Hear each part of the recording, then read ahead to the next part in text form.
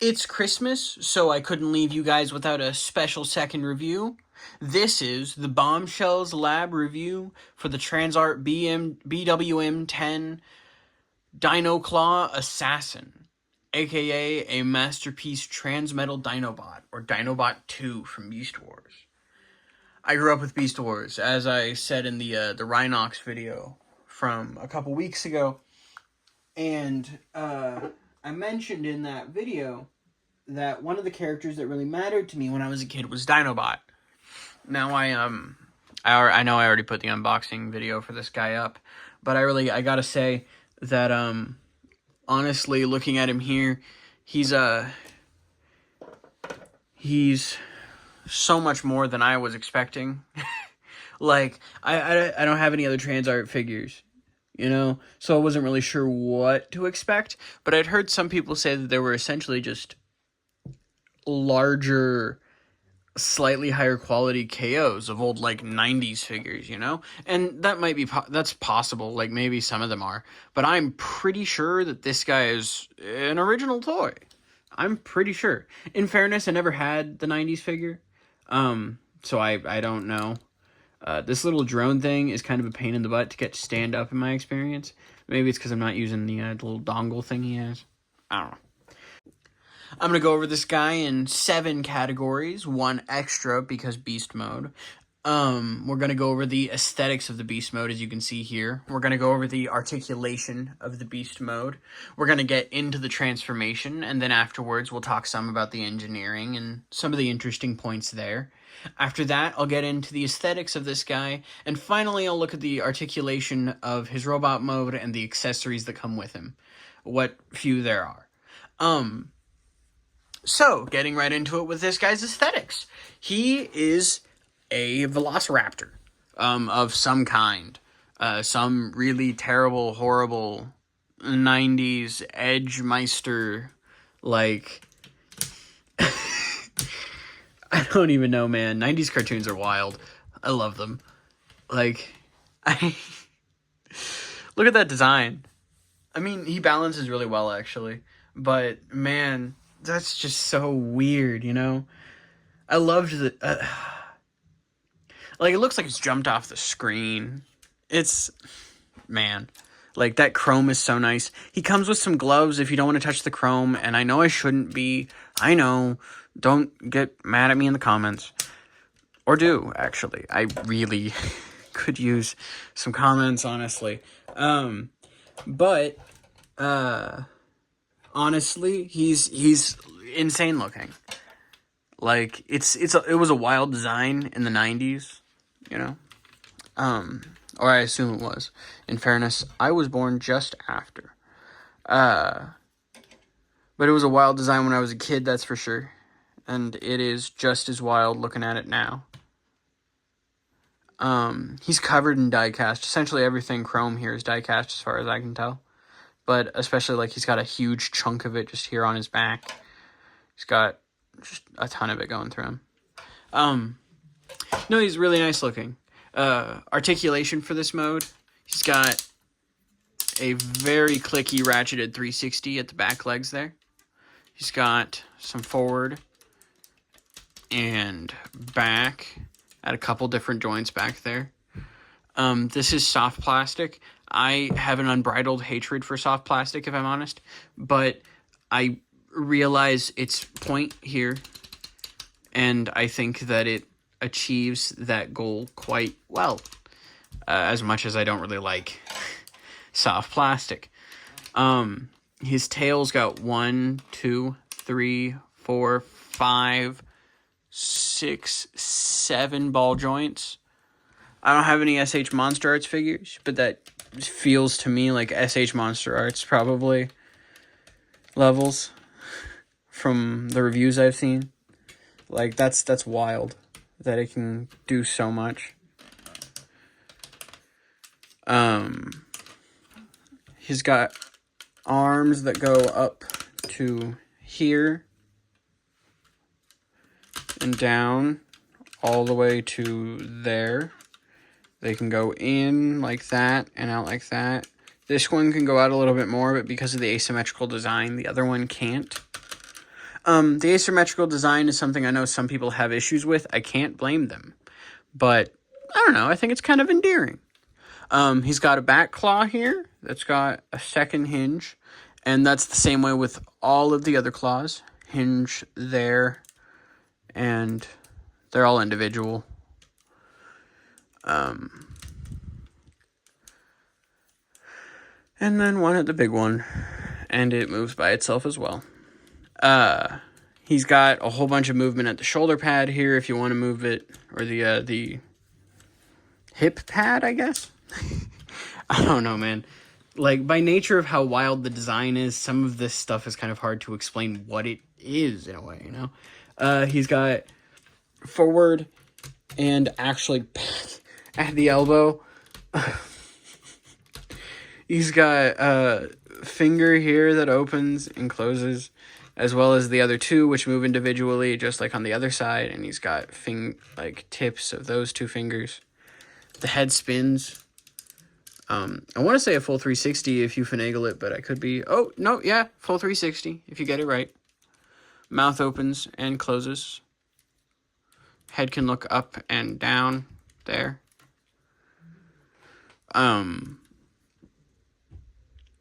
Altogether, yeah, it's a pretty well-articulated little robot mode. Or not robot mode, little dinosaur mode. That tail really helps it with the level of articulation a lot because it's got some crazy stuff going on, which you can use to make him look very, like, I'm blanking on the word, you know, very, like, animated, you know, dynamic, very dynamic. Altogether, looks really nice and pretty well articulated. Getting into transformation here, I'm gonna fold these legs out here, like so. And get them all straightened out. Straighten out the claws as well here.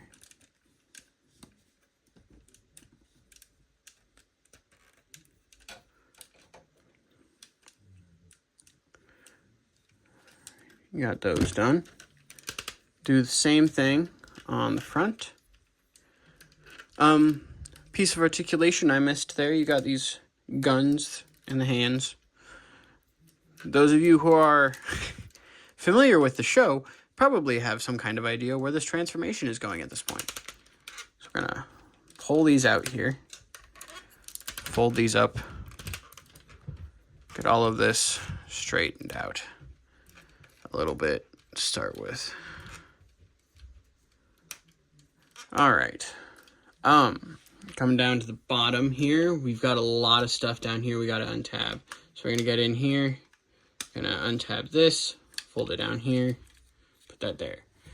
Come around to the sides here, come into this little hole, and very carefully pull that tab out.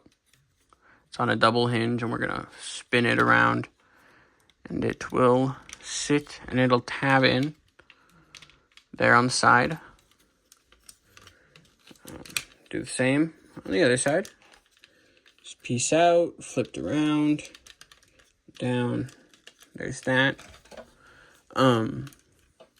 Get the head untabbed from the front here. There's a little bit of give there on purpose for this. Gonna fold this piece out. And it's like clipped in here. These two are tabbed into the bottom, but they'll come away automatically as you do that. And then with these silver pieces, we are going to collapse this up here like this. And for time being, just leave these back here like so. There's that. So, now that we're started, I'm going to really quickly, at this point, take the tail off. You don't have to, but it makes my life easier. Take this, fold it out like so. Fold this down. We're going to need to grab this and fold this entire thing up here. then fold this around like so, right? At this point, we're going to take our top body here, or our top half of our body here, and we're going to do a complete 360, like that. We're going to take our legs. We can, at this point, I suppose, realistically tab these in and close these, and all of this stuff tabs in. You can feel it. And flip those around. There's a piece here in the middle that does not flip. Tab that in there too. Get this down here. You can, if you can get it lined up right, get that tabbed in there too, and you can already kind of see it coming together. So, get around to the backpack here. I promise that this is all going to be a lot easier than it looks. Gonna untab our mouth, fold it out. Fold our bottom jaw all the way around to there. Fold this around like this. Down here. And then we're going to fold this like that. So that piece is sitting there like so, right? Now we take this and give it a little flip here. Tuck it in like that. Drop it down. And push these two panels in also. Forgot about that. And then from the front here, you can see it coming through to fill out our torso. There's that. You fold down these little bits here on the shoulders too. Forgot to do that earlier. Fold this bit up. It'll tab in like 3 places there. And that tabs in there at the bottom. Spread your legs here. Move your shoulder armor so it's facing that way. Turn your hands. And there you've got Dinobot. Or Dinobot 2 in his robot mode. Nice. Alright, getting into some of the engineering of this guy that I find kind of neat.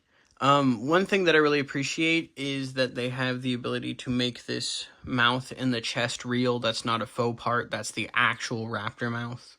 I think that's really neat. That's not something that I was prepared for in a lot of ways, you know, from a figure of this guy. Considering how inflated the eyes are and everything. So it's cool. I think it's cool that they can engineer it in such a way that all of this can turn around without any major clashing of like parts or anything. It just kind of comfortably does it, you know?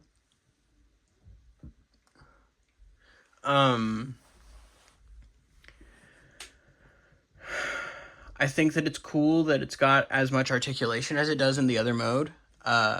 I mean, we'll get into it here and it'll become pretty obvious that a lot of that is because he's also got a lot of articulation in this mode. And some of that articulation is better than other pieces, which we'll get into. But all in all, I think he's engineered pretty cleverly. A lot of this stuff is pretty neat. And in practice, it's pretty fun to do. Getting into the aesthetics of this guy, he looks perfect. Like, wildly perfect. I was not fully prepared, I think, for how holy shit incredible this guy was going to be. And he's a big freaking boy. Like, he's a big fucker. I'm so excited about how big he is. It's... I've got some pretty big toys myself. I guess comparative to some other stuff. But he really towers over just everything, almost on a shelf. I mean, he stands out. He looks incredible. Flipping him around here, that backpack doesn't look too bad, and if you get the tail on there, it looks significantly better. I really should put it on to talk about this. So, getting that tail on there, flipping it up here, getting him into a bit of a, a bit of an animated pose there. And he looks so good with it. Like, it's, and because it's, oh, came unplugged there.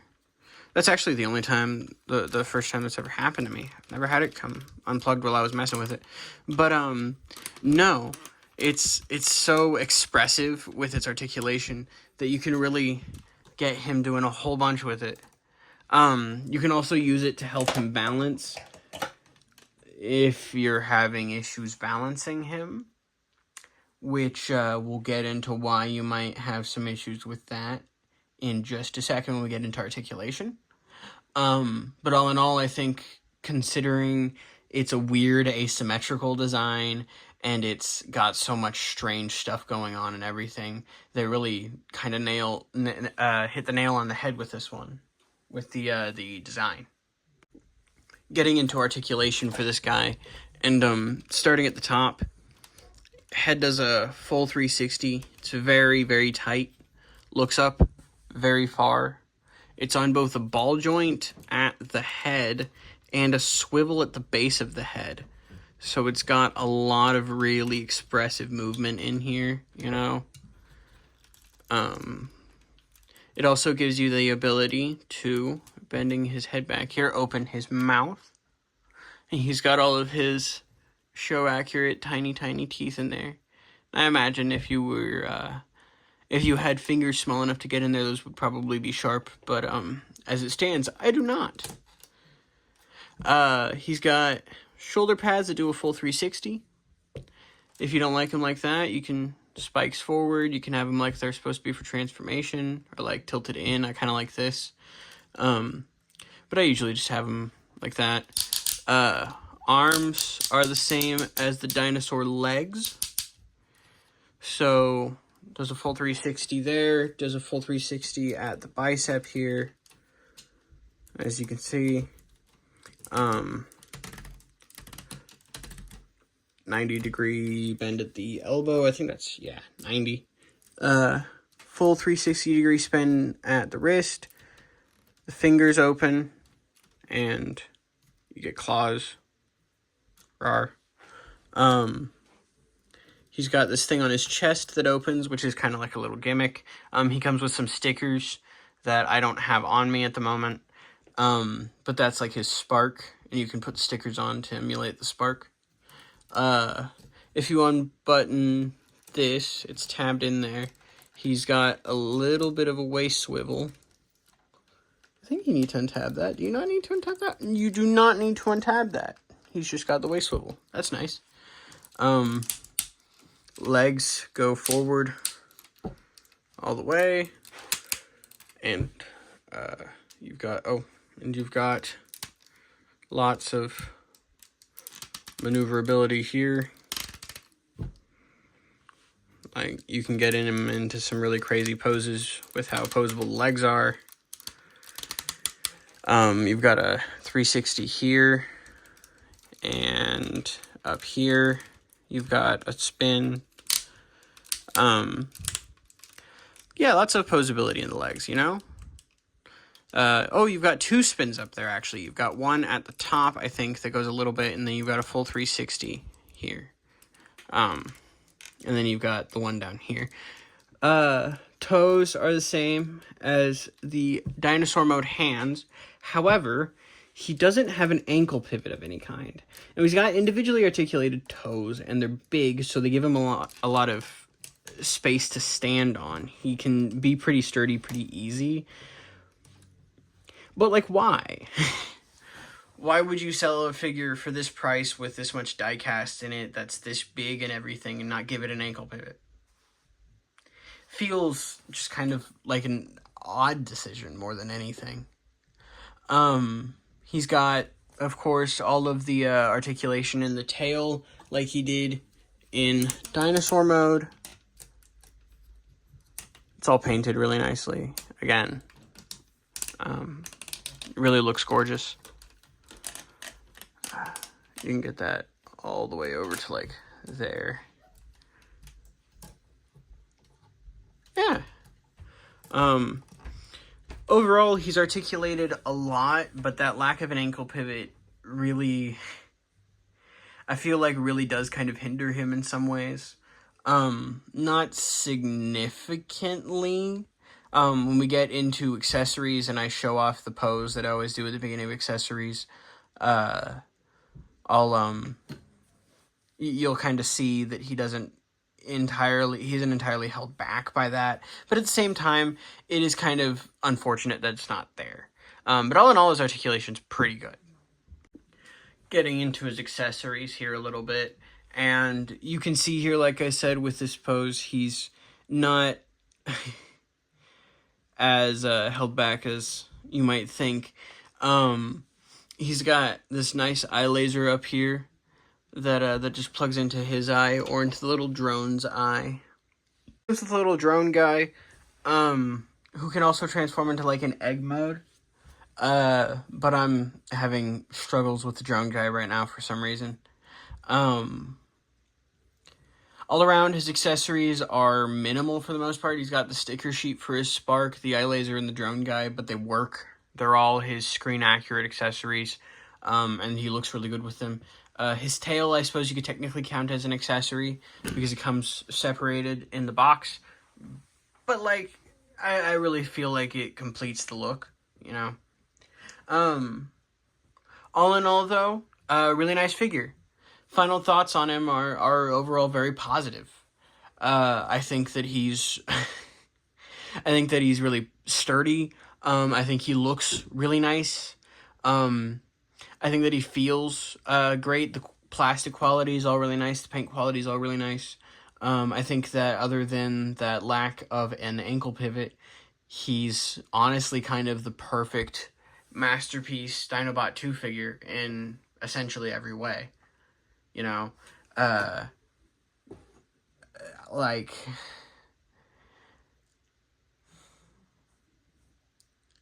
yeah. This is Bombshells Lab, signing off. You guys have a Merry Christmas and a Happy New Year.